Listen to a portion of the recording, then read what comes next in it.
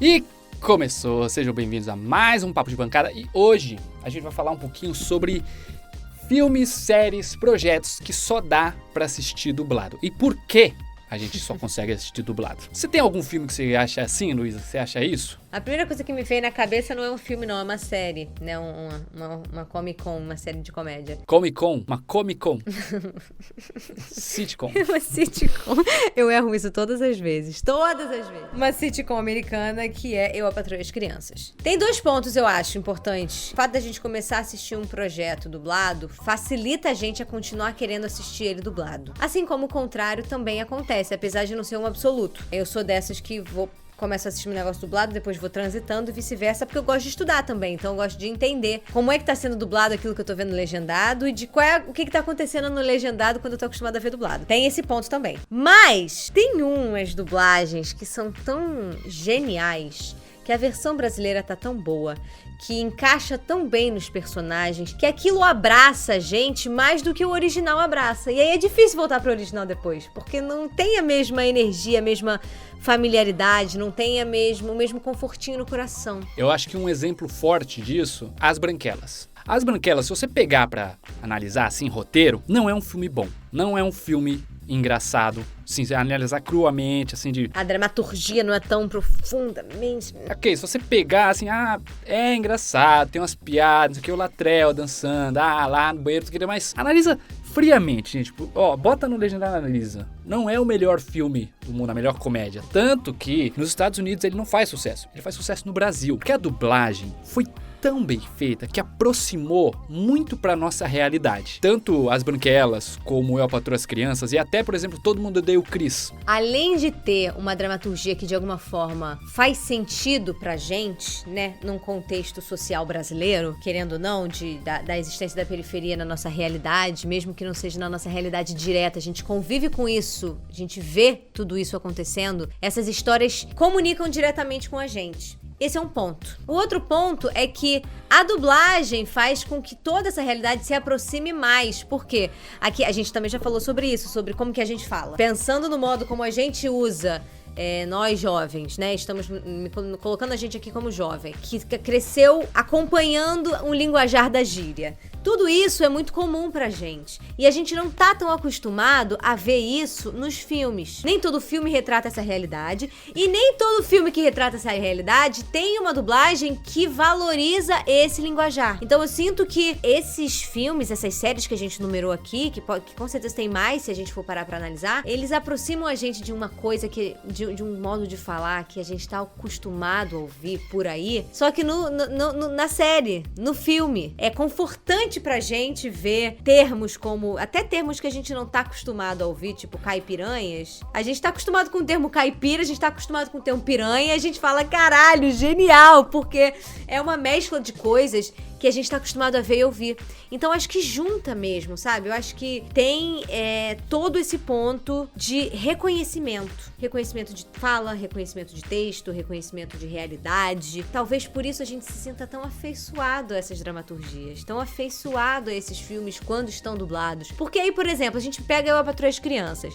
Tem sim toda essa malemolência que a gente fala, né?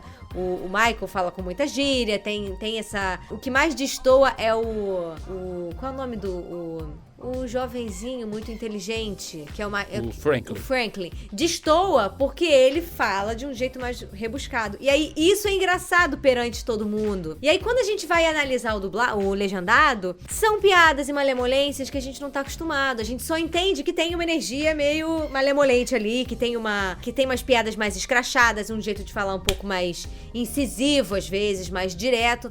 Mas não é um que a gente tá acostumado a ouvir. Então, eu sinto que eles abraçam todo o reconhecimento de que a gente tem. Faz a gente se sentir aproximado. Eu acho que também, principalmente o fato desse, por exemplo, Patroa as Crianças, Todo Mundo Odeia o Chris, O Maluco no Pedaço, Branquelas também, porque passava muito em TV aberta. E tudo que passa na TV aberta tem que ser dublado. Acaba sendo um fator do tipo, eu assisti assim a primeira vez e eu não consigo assistir de outra forma, porque isso acaba vindo de uma memória afetiva, quando eu vi lá a criança, porque são coisas, séries, filmes antigos, né? Vi quando criança, quando passou passou na TV, então já tô acostumado, já é uma coisa de conforto, de que eu assistia quando tava almoçando. Tem, acho que associa muito com o emotivo, sabe? A dublagem pega ali um pouco na memória emotiva. É difícil pra mim assistir Hércules legendado. Como vai ser difícil, com certeza, assistir Meninas Superpoderosas legendado. É porque o que a gente tá acostumado a ouvir, a gente começou a ver assim, a gente criou...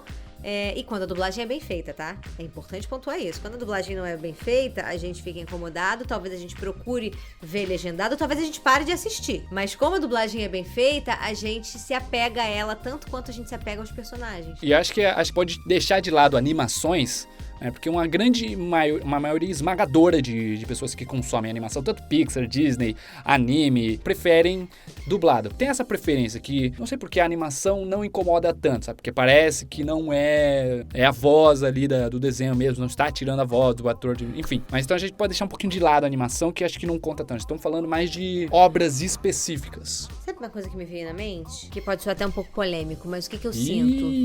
Mas é um ponto de vista de que, assim, eu sinto que as comédias, elas facilitam o encaixe azeitado da dublagem. Explico. Com muita cautela eu falo isso, e com muita cautela mesmo, até em sala de aula.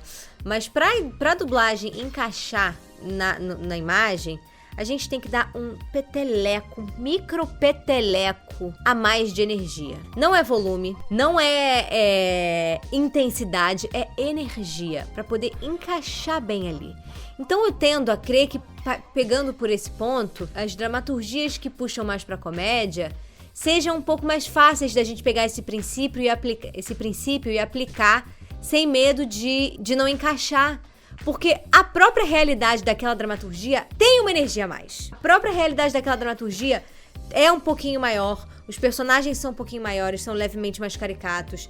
Não precisa faltar verdade pra ser caricato, mas são levemente caricatos. Existe mais movimento, existe até um quê de surrealismo às vezes. Mas a gente adora, a gente consome e adora, e a dublagem precisa acompanhar isso. Pra acompanhar isso, ela pode livremente trazer esse quezinho a mais de energia, sem o medo de faltar com a verdade, porque a própria realidade da dramaturgia é essa. Então talvez por isso também a gente abrace mais, junto com a familiaridade, a gente abrace com muita vontade, porque encaixa lindamente as piadas, a gente fica com mais liberdade de fazer as tais das piadas, que às vezes são mais difíceis de encaixar, justamente porque as piadas de lá não são as mesmas daqui, a gente tem que cortar um dobrado pra poder encaixar, mas quando encaixa, acontece coisas como tudo isso, que fica na cabeça, pra sempre. Ai, ela quer falar da mamãe. E a gente lembra, são bordões que fazem a gente lembrar, e talvez façam com que o coração aceite e se apegue, a ponto de falar: prefiro assistir assim. Nossa, se não for assim, eu nem assisto. Então é isso. Deixem aqui nos comentários que filmes, que projetos, que séries, desenhos vocês acham. Desenhos talvez assim não. Desenho